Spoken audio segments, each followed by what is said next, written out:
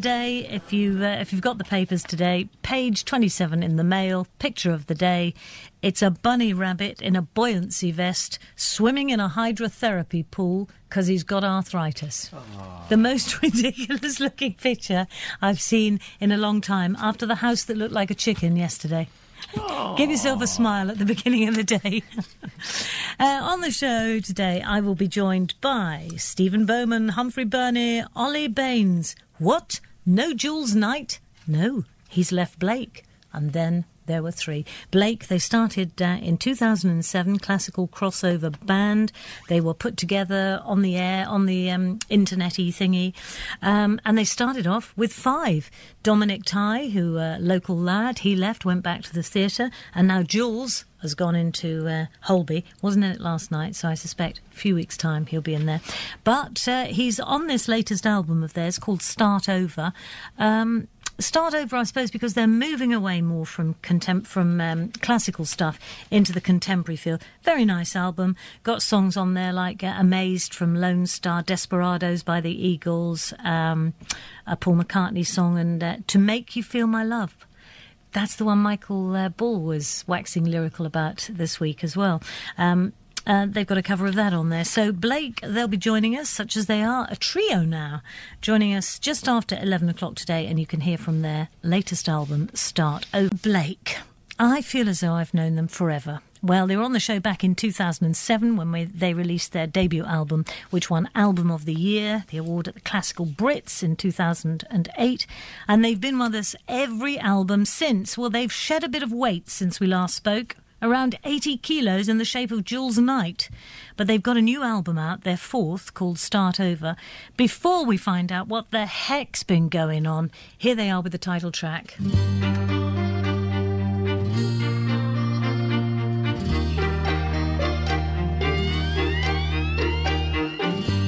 Wherever you are, look at the stars tonight. Whatever you do, don't forget to shine. The second you feel like you don't know what's real and you're running to stand still, you know you can stand still and let me reach you in time. Where do we go?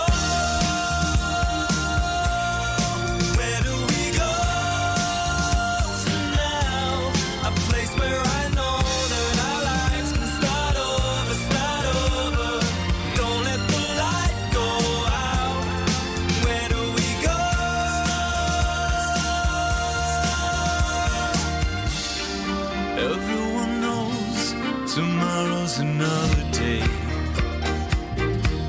the sun will rise, but everyone knows it won't be the same. The rain may fall, but the weight of it all could never break us, no matter where this will take us. I won't let it fade. Where do we go? Where do we go now? A place where I know that our lives can start over. Don't let the light go out when I'm alone. When I'm alone tonight with the world in our arms, we start over, start over, start over. How can I be so sure? We're only a breath away. Here in a world where everything changes. Only a breath away.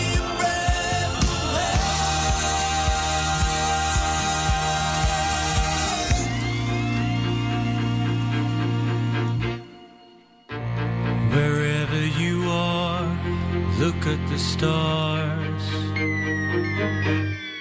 Where do we go? Where do we go now?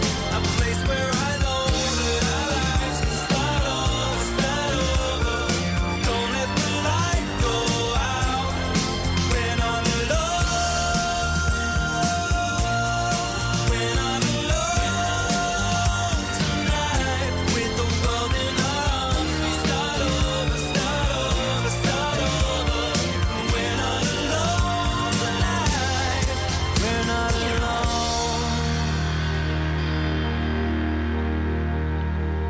Let's start over the title track from Blake's new album. Stephen Bowman, Humphrey Burnett, Ollie Baines are with us now. Good morning. Good morning. Good morning. So, you've lost your looker then? Well, that's one way Thanks, to put it. Judi. You're looking so well yourself this Oh, morning. no, I'm only... He never looked good in the morning, so it's only in the afternoon he sort of warmed up. Jules, well, what happened? Did he go or was he pushed? What is it? It was very much a voluntary thing. Jay's... For those who haven't followed Blake, Jules has been in it from the very beginning, was a founding member and a very valued member. But he was studying acting before Blake started, and I think it's always been something he wanted to pursue. And we've known for the last sort of 6 to 8 months that he's been looking and auditioning for stuff, and middle of January he was offered a new part in Holby City. So it was an opportunity he couldn't resist, and he's gone off to be a doctor. Not a real doctor, he's an actor. He couldn't have gone to a better series. It's the only series I watched on television. He could have gone to Downton Abbey or Mr. Selfridge or something like that. No, I said he couldn't have gone to a better one. I've never watched Holby, so I couldn't comment. Oh, it's very, very good. Is it? Is he going in as an F1? A what? Or an F2? A Z6, What does that mean? I think. Or a nurse. Does he tell you? And does he ring up and say, I've just had to do open heart surgery? He did have to go and shadow some surgeons for a little bit, yeah. Oh, dear. But he's gone in to play a sort of arrogant public schoolboy doctor. Gosh, so, a lot of acting then. From what I've heard, he's loving the nurses' outfits. That's all I can say. Does he wear a nurse's He does. outfit? Yeah, he looks very good in it. Why not? He is actually enjoying it. He's having a good time, and we wish him very well. Of course we do. I thought it might have been something he said because he was always putting his foot in it. Like he was always saying things about Paul Potts, wasn't he? For Goodness! Well, let's forget that. Yeah, let's forget we that. three are very good friends with Paul, but I don't think he gets Christmas cards for Jules, to be honest. So, are you replacing him? We're not for now. Unless a bolt of thunder out of the blue comes and it reveals some incredible person. For now, we are very happily a three. In actual fact, we've been touring the country with our new stage show as a three, and the audiences, bizarrely, against all expectations, seem to like it even more than when we were four, which we're very happy about. They've been very supportive. But is there a moment when you sing one of your songs and there's been that gap and you've thought, oh damn, that's the bit Jules usually sings? No. Well, we had to work quite hard at actually, getting everything together with three of us and reading. We all have to work a lot harder now. There's no doubt about it. Definitely a bit more. Thanks. Good. A bit more tired at the end of the day. It was beginning to sound like, to be honest, we haven't missed him a bit. So I'm glad you say you've got to work a bit harder. Of course we miss him, and he was, vocally was an important part of the group. But it's changed the group undoubtedly. But actually, I think when you're a four, often, certainly when you see groups live, you can often pair people off. You have two pairs, and there's a three from the feedback we've got. I think the personalities come through a lot more. I think the vocal characteristics come across a lot more. And we also move a lot more on stage now, so it feels like a much more dynamic, sort of walking around and filling the spaces, and it feels like a more dynamic show now. Throwing a few shapes, are Humphrey you? has a breakdancing scene. Does he really? Yeah. I've got some moves. It's called the Judi Spiers jig. Oh, is it really one of those? Yeah. Careful, because many have put their back out doing that, Humphrey. I am quite sore at the moment. That could be what it is. Leave it. But let us not remember, he does get a share of he does get a share of the royalties because he is on the album, isn't he? He gets a share of the album royalties from all 7 copies that we're bound to sell in this incredible music market that we live in now. Well, talking about this incredible music market that we live in now, I understand this album was funded through a campaign. Indeed. It was. Pledge Music, which is quite exciting, actually. Everybody's getting into this now, but we got into it quite early. We've always been an independent group. We're very, very proud of that. We have our own record label. But following other artists like Kate Nash, for instance, who's also just copied us and gone on to Pledge Music as well. It's terrible. These people just can't come up with their own ideas. They just have to. Yeah, I know. But the thing was, we wanted to get all of the incredible supporters that we've got in the UK and overseas, all around the world, to be a part of this album. and they are very literally a part of it. In actual fact, if you open up the CD sleeve itself and look in, you'll see the names of all the people who pledged towards this album. So it's quite an unusual thing that you've kind of got an amazing US producer's name, and then underneath that, one of our pledges' names. I think it's where music's going. You know, everybody's getting involved. The ownership is the fans own the artists now. That's a great part of it. Lilia Middleton. Oh dear. Would that be a Middleton? No, it's a distant cousin. Because I know there are links, aren't there? Well, she's a distant link. She doesn't own any of the party shops, and she's not mates with the Queen. Let's just say that. Okay. Now, the £8 was a minimum pledge. I think you know where I'm going with this one. £8 was a minimum pledge. £100 you got your name on your credits. And for £4,000, what did you get for that? I can't say that on radio. Yes, you can on this one. It involves us taking off quite a few of our clothes, but leaving our swimming shorts on, donning some white robes, and spending a day at a spa. Whose dream was that? I don't know. I don't think we got that one. I think you were quite worried that was going to go in a different direction. Can I just say something? I've just been filming a little sort of bubble of joy and warmth hearing your snort again. Oh, have you? Oh, it's so nice to hear it, back in my ears. It's a great pleasure. It's lovely. But I just love this idea of it. For £4,000, you can have a day at a health spa with all band members. Yeah, you basically get to like that. You ought to do voiceovers. I would be on the radio. You should. Yeah. It's actually, we're going to have this, despite the insults, we're going to have it as an album of the week. Way. That's very kind. I shall pick my way through it.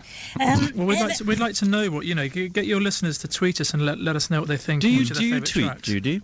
Oh, good Lord, no! I've got real friends. Oh, I'm so glad you said that. He's been on about it all week. Does the station tweet?